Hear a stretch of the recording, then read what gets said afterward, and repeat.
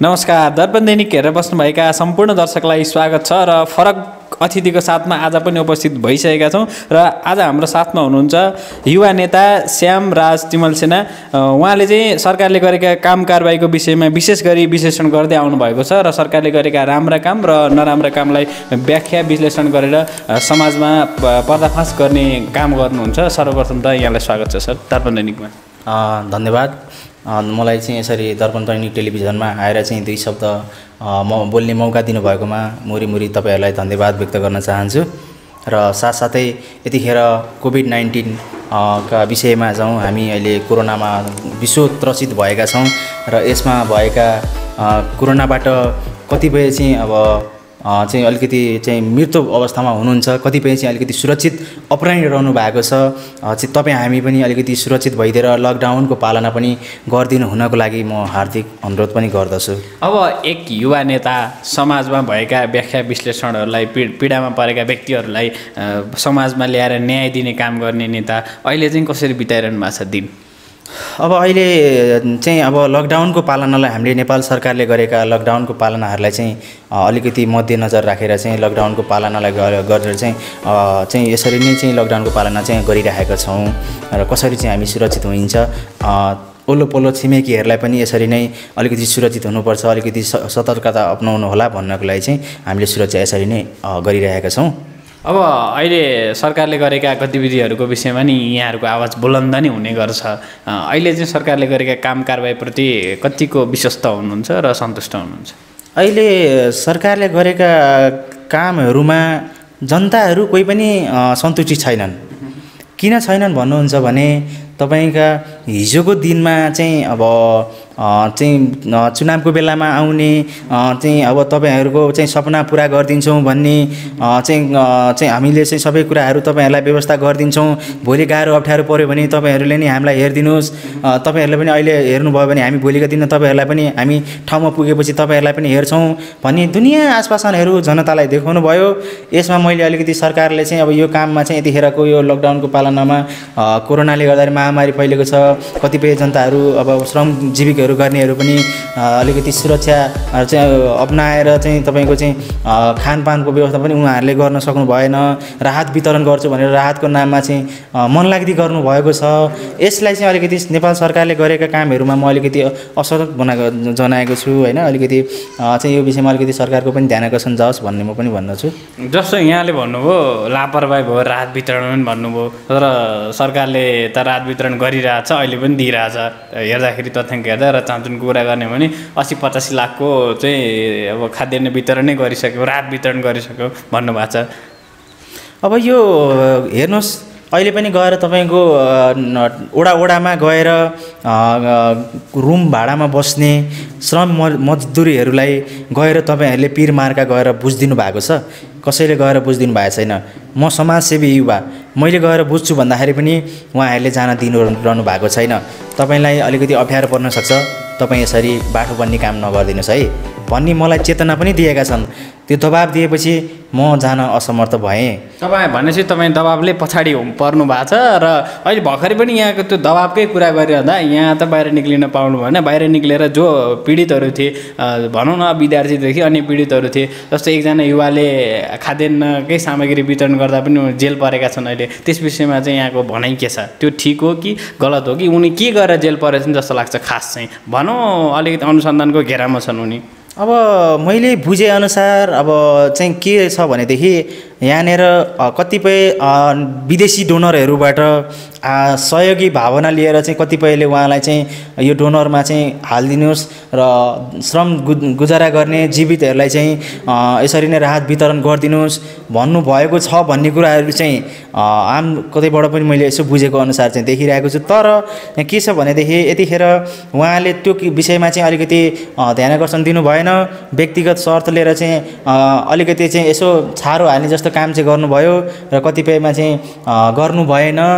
यसले चाहिँ अलिकति गम्भीर भएर कतै यही विषयलाई चाहिँ अलिकति नेपाल सरकारले चाहिँ दबाब दिनको लागि चाहिँ होइन झट्ट यहाँलाई म प्रश्नहालौँ। ज्ञानेन्द्र शाहीलाई पक्रेर जुन किसिमको छानबिनमा लगिएको छ, नकारात्मक सन्देश फैलाएर ज्ञानेन्द्र शाहीले गलत काम गरे भनेर लगिएको छ, त्यो चाहिँ ठिक कि बेठिक?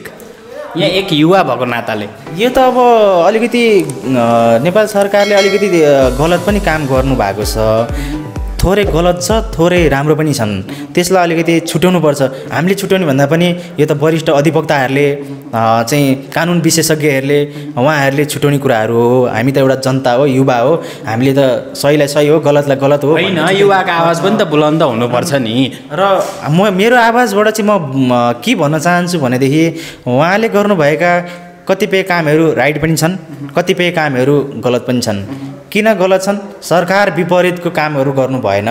नेपाल सरकारलाई गाली गलौज धेरै पनि गर्नु भएन। र सरकारले किन यस्तो गर्यो त, मैले यो काम गर्दा कस्तो होला त भनेर जानु पर्यो। जस्तै धुर्मुस सुन्तली फाउन्डेसनमा हेर्नुहोस्, मेरीबासी कलाकार धुर्मुसजीले उहाँले कसरी बोल्नु भएको छ, भावुक व्यक्त गरेर म देशपट्टि जनतापट्टि म आम जनतालाई सबैलाई आफ्नो मुठीमा पारेर काम गर्नुभयो भन्ने एकदमै उहाँले सबैलाई मुठीमा सम्हाल्न सक्ने अब अवस्थाले सबैलाई समेट्न सक्ने आधारभूत बनाएर चाहिँ उहाँ यसरी होइन, त्यो काम भनेको छुट्टै भयो। यो काम भनेको राहत वितरणको पीडामा भएका मान्छेलाई खाद्यान्न दिएको न हो भन्ने कुरा पनि त छ नि। अब यस्तो हो, खाद्यान्न अब दिएको हो भन्दैमा दिन त दियो नि, अरू पनि त थिए नि युवाहरू, कयौँ तपाईँका अभियन्ताहरू पनि। अरूले सक्दैन थिए, उनले सके, पहुँच पुगो दिए नि भन्ने हुँदैन र। अब यस्तो हुन्छ, तपाईँले सक्नुहुन्छ मैले सक्दिनँ भन्ने कुरा होइन, तपाईँ हामी मिलेर एकजुट भएर जानुपर्छ भन्ने कुराहरू सहमत हुन जरुरी थियो। र अर्को कुरो, सरकारको चाहिँ आलोचना मात्र गरिरहने र चाहिँ म मात्र चाहिँ हनुमान मेरै पुछार लामो मै जान्छु लङ्का भन्ने हिसाबले उहाँ जानुभयो। अलिकति ज्ञानेन्द्र साईज्यू, यसमा पनि तपाईँ अलिकति ध्यान आकर्षण जाओस्। नेपाल सरकारले गरेका कतिपय कामहरूलाई चाहिँ राम्रो पनि छ भनिदिनुपर्छ र त्यसमा चाहिँ हामीले पनि यो गर्दा के होला त, किन यसरी लाचाइ भइरहेको छ भनेर अलिकति सचेतना भएर चाहिँ यसरी चाहिँ तपाईँले समाजसेवीको काम गरिदिनु भएको भए आज यो अवस्था तपाईँले देख्नु, मैले पनि देख्नु पर्दैन थियो होला सायद। यो कुरा चाहिँ तपाईँको पनि अलिकति कमजोरी छ, म त्यही भन्छु हजुर। ज्ञानेन्द्रजीको कमजोरी छ भन्ने कुरा यहाँको निष्कर्ष हो। र यहाँले अहिले ठ्याक्कै जोडिरहँदाखेरि अहिले विशेष गरी कोभिड-19को प्रब्लममा परेका जति पनि पीडितहरू हुनुहुन्छ तपाईँकै यही एरियामा भनौँ अथवा तपाईँको पहुँच पुग्ने ठाउँमा, तपाईँले सहयोग गर्ने ठाउँमा चाहिँ के कस्तो सहयोगहरू गरिरहनु भएको छ? अब मैले खासै त्यति अब सहयोग गर्छु भन्दा पनि म त्यति अब खासै गरी त्यति अब श्रमजीविक मान्छे म पनि होइन। अब एउटा युवा नेता भएर भर्खरै म पनि हिँडिरहेको छु। पनि पीडामा परेका मान्छेहरूलाई उकास्ने काम, सहयोग गर्ने काम गरिरहनु भएको छ। पीडामा भएका जनताहरूलाई चाहिँ म के भन्छु भनेदेखि उहाँहरूलाई पनि अलिकति सहयोगको भावना लिएर एकअर्कामा चाहिँ जति जे छ बाँडीचुडी खाउँ है, मिलेर गरौँ है, अलिकति सुरक्षा अपनाउँ है भनेर चाहिँ सहयोगको भावना चाहिँ मैले एकदमै आत्मबल बढाइरहेको छु। अब 2/3 सरकार थियो, जति काम गर्नुपर्ने हो त्यति गर्न सकेन यहाँले पनि भन्नुहुन्छ, सबैले भन्छन्। विशेष गरी यहाँ त टिप्पणी गर्ने व्यक्ति, विश्लेषण गर्ने व्यक्ति यहाँलाई त भन्ने कुरा नै भयो। कति काम गर्नुपर्थ्यो अथवा के गर्नुपर्थ्यो, कसरी सफल कि असफल के हो, के भन्नुहुन्छ यहाँको धारणामा, यहाँको विश्लेषणमा चाहिँ कसरी हेर्नुहुन्छ अहिलेको अब काम कारबाहीलाई? अब म चाहिँ के भन्छु भने यतिखेर गर्नुभएका नेपाल सरकारले जति पनि जनताहरूलाई आश्वासन दिएर किन यसरी चाहिँ एउटा चाहिँ आश्वासन देखाउनु भयो, यो नदेखाइदिएको भए हुन्थ्यो। तपाईँले के चाहनु भएको छ? मरेर आखिर जाने पनि हामी यही माटो मुनि हो, तपाईँले मरेर सँगै केही लाने पनि होइन। तपाईँ हामीले पनि एकजुट भएर मानवताको भावना राखिदिनु पर्थ्यो र आफन्तको पनहरू राखिदिनु पर्थ्यो। कुनै पनि तपाईँको चाहिँ माया र स्नेह तपाईँहरूले बाँड्न सक्नु भएन। र मैले देखेअनुसार तपाईँहरूले पनि यसो गरिदिनु भएको भए, हामीलाई पनि सचेत गराइदिनुको भए चाहिँ अलिकति सबैजना चाहिँ एकजुट भएको भए आज यो गतिविधि यस्तो अवस्थामा चाहिँ कसैले पनि पीडाका कुराहरू पनि छन्। जस्तो अब न्याय अन्यायका कुराहरू पनि छन्, कतिपय ठाउँमा अन्याय भयो भन्ने कुरा पनि छ। जस्तो अब कतिले अब दोषी यही हो भनेर भनिदिँदा पनि कारबाही नभएको अवस्था छ, यहाँले देखिरहनु भएको छ। र भर्खरै पनि अब केही दिन अगाडि अध्यादेशका कुराहरू पनि आएका छन्, यस विषयमा चाहिँ के भन्नुहुन्छ? म यो विषयलाई के भन्छु भनेदेखि अलिकति नेपाल कानुन विशेषज्ञहरूका, अधिकार कर्मीहरूका, हिंसा विरुद्धका आवाज उठाउनेहरूका र युवा नेताहरूका कमजोरीहरू पनि धेरै छन्। किन यहाँ तपाईँका झुन्डहरूसँग, झोलेहरूसँग पछि लाग्दिनाले आज लाचाक भएका छन्। उनीहरू पनि लोभ र लालचमा डलरमा बिक्ने कामहरू गरिरहेका छन्। नेपाल सरकार कानुन विशेषज्ञहरू पनि अहिले कम्युनिस्ट सरकार भनेर हिँडिरहेका छन्। कम्युनिस्ट सरकार होइन कि कम्युनिस्ट सरकार भनेर उनीहरू यसरी हिँडिरहेका छन्। त्यसैले गर्दाखेरि लुट्न सके लुट कान्छ भन्ने धारणा उनीहरूले चाहिँ यसरी लिएर हिँडेका छन्। र म के भन्छु, अहिलेका घटनाहरूलाई निर्मला पन्तको दोषी पत्ता लगाउन सकेका छैनन्। कैयौँ पुडासाइनी काण्डहरू पनि त्यसरी भित्रभित्र गुपचुपबाट पनि यिनीहरू नै नेपाल सरकारकै कमी कमजोरीले पनि यस्ता यस्ता घटनाहरू घटिरहेका छन्। कमी कमजोरी त्यहाँ पनि छ, लाचायक छ यिनीहरूको।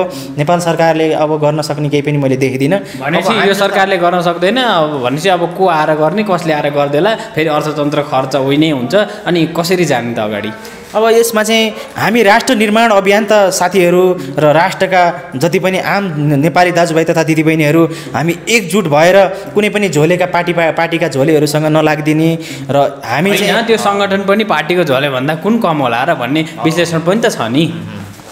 र अब म के भन्छु भनेदेखि जस्तै अब यो विषयलाई के लिनुपर्छ भनेदेखि हामीले अब नेपाल सरकारले गरेका कानुन विशेषज्ञहरूले गरेका कतिपय क्रियाकलापहरू गतिविधिलाई निहाल्नुपर्छ।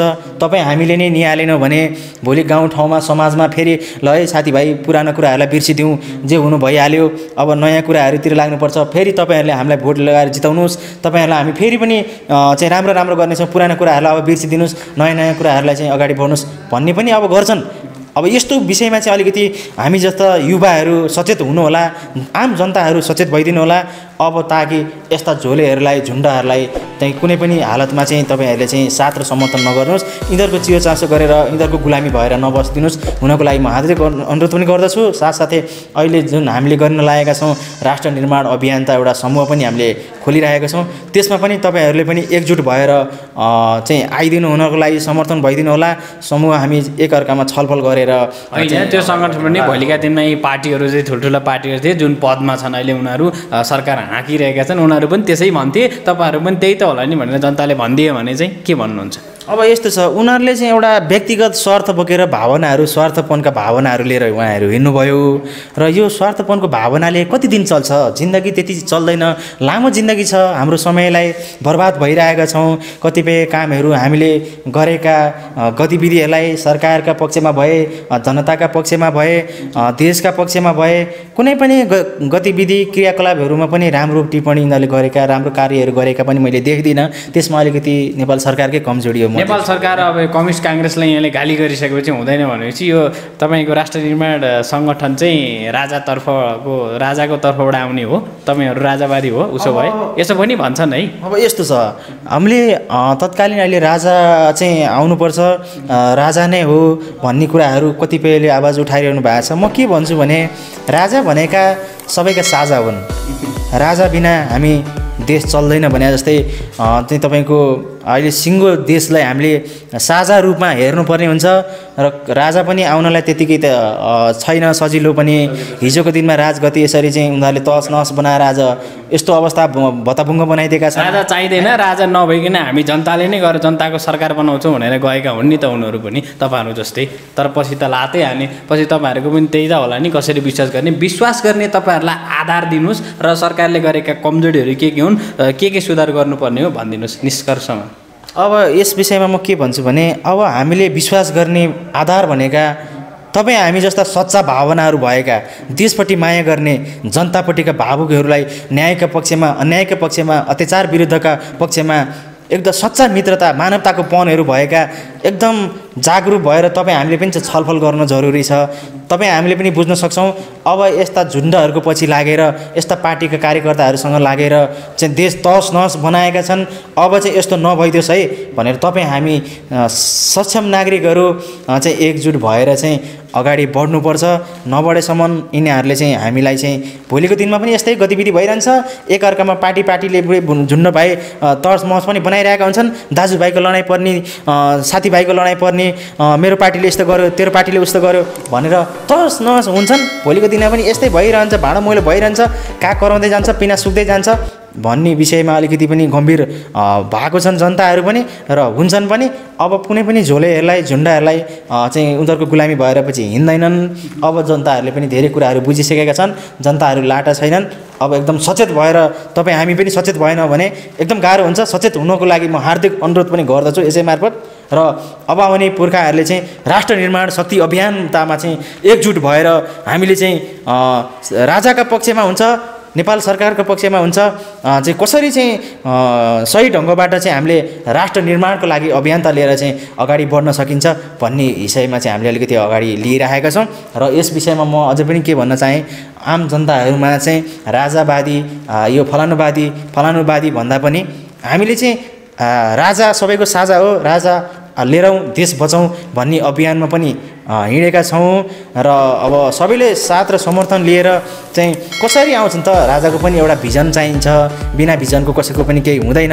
उहाँले हिजोका गतिविधिहरूलाई पनि कतिपय कुराहरूमा उहाँकै राज परिवारमा पनि अलिकति चाहिँ एकजुट भएको मैले देखिरहेको छैन। कतिपय अभियन्ताहरू पनि एकअर्कामा भाँडो मैलो भएर उनीहरू फुटिरहेको पनि देखिरहेको छु। राजा आउने कुनै पनि सम्भावनाको चाहिँ कुनै पनि भिजनहरू मैले देखिरहेको छैन। यो जति कराए पनि काग कराउँदै जान्छ, पिना सुक्दै जान्छ भने जस्तो भइरहेको छ। अलिकति सचेत भइदिनुपर्छ।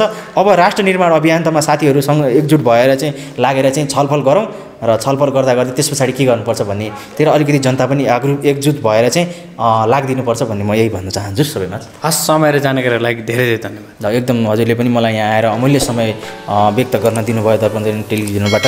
र म जनताहरूमा पनि अलिकति तपाईँहरू पनि सचेत होइदिनु होला र यहाँसम्म आएर मलाई यत्रो बोल्ने मौका दिनुभयो, त्यसको लागि तपाईँहरूलाई धन्यवाद भन्न चाहन्छु। हस्।